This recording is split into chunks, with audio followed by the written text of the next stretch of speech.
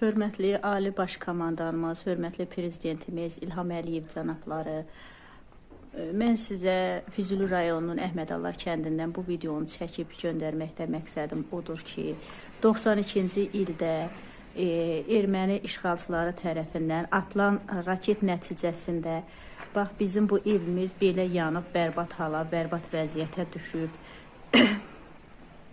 O vaxtdan bu vaxta bir otağı qismən təmir olunub. Yəni indi də hal-hazırda o bərbad vəziyyətdədir. Yəni içində yaşanması mümkün deyil. Bu otağın digər otaqdır bu da. Belə bir vəziyyətdədir. Yəni yaşanması mümkün deyil də. Yəni bax bu vəziyyətdədir. Dəfələrlə Füzuli rayonunun icra hakiminə gedib Ali Aliyevə müraciət etmişəm. Deyir ki, bizim heç bir vəsaitimiz yoxdur. Biz sizə heç bir köməklik eləyə bilmərik.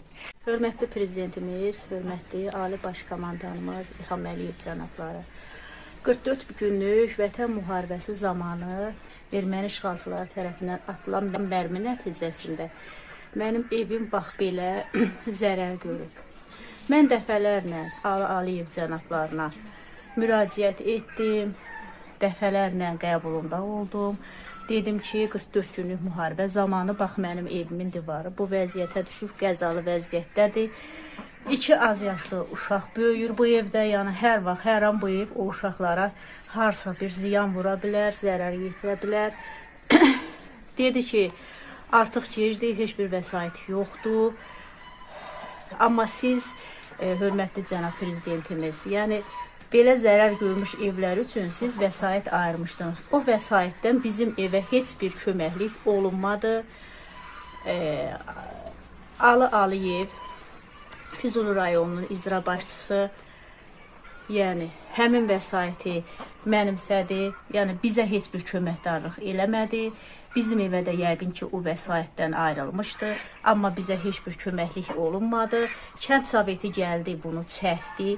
Bizim bu qəzalı vəziyyətimizi, amma heç bir köməklik olunmadı. Bax, belə qəzalı vəziyyətdə biz yaşayırıq. Dəfələrlə də müraciət edirəm. Mənim müraciətimə baxan yoxdur. Bax, divar aralanıb. Bax, buralar belə bərbad vəziyyətdədir, aralanıb, qopub, tökülüb gedirik biz. Yəni, baxımsız vəziyyətdədir. 2 az yaşlı uşaq böyüdürəm, divar başdan başa, bax, belə çartlamış vəziyyətdədir. Nə qədər də öz gücümə, əlimlə üstün suvasam da, neynəsəm